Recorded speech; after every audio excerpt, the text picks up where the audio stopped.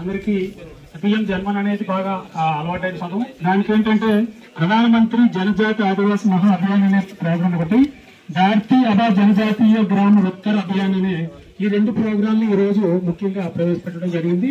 అందులో ముఖ్యంగా ధార్తీ అబా అభియాన్ అనే ప్రచార కార్యక్రమం అంటే మనం సెంట్రల్ గవర్నమెంట్ వారి ద్వారా వచ్చే ఏవైతే ఉన్నాయో వాటన్నింటినీ కూడా ఈ రోజు ఈ గ్రామ సభ ద్వారా తెలియజేయడం జరుగుతుంది. దానికి సంబంధించి ఏంటంటే ఫస్ట్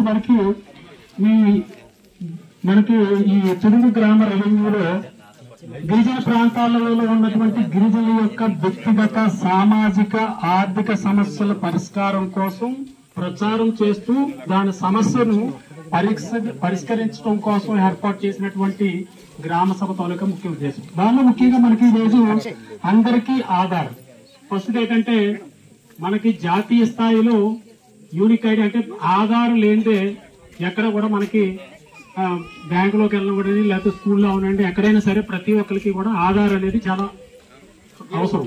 కాబట్టి ఆధార్ లేనటువంటి వ్యక్తి ఉండకూడదనే ఉద్దేశంతో అందరికీ ఆధార్ అనే కార్యక్రమం ఈ రోజు ఇక్కడ పెట్టడం జరిగింది. ఎవరైనా ఆధార్ లేనటువంటి వాళ్ళు ఉండేలాగుంటే మేము నమోదు చేయడం జరుగుతుంది.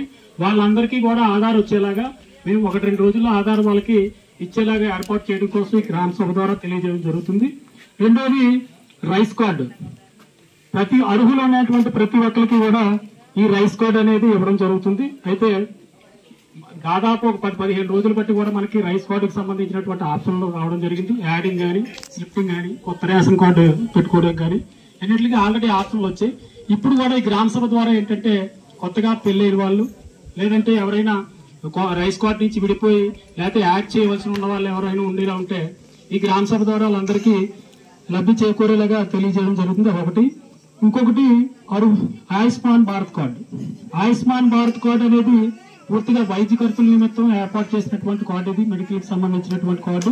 దీని ద్వారా ఏంటంటే 5 లక్షల వరకు ప్రతి కుటుంబానికి 5 లక్షల వరకు ఉచితంగా వైద్య సదుపాయం కల్పించడం కోసం ఏర్పాటు చేసినటువంటిది ఆయుష్మాన్ కార్డు. ఈ ఆయుష్మాన్ కార్డు ఏంటంటే వైద్య ఖర్చుల నిమిత్తం వైద్య పరీక్షలు చేయించడానికి కానీ ఆసుపత్రిలో చేరడానికి కానీ మెడిసిన్స్ కి కానీ ఎవరైనా ఐసీయూలో కానీ ఒకవేళ వైద్య నిమిత్తం ఐసీయూలో ఒకళ్ళు ఉండేలా ఉంటే వాళ్ళకి కానీ వాళ్ళకి టెస్టుల నిమిత్తం ఇంప్లిమెంటేషన్ తర్వాత వాళ్ళు ఉండడానికి వసతి కానీ ఆహారం కానీ ఇలాంటి అన్నిటికీ కలిపి ఆయుష్మాన్ కార్డు అనేది ఇవ్వడం జరుగుతుంది.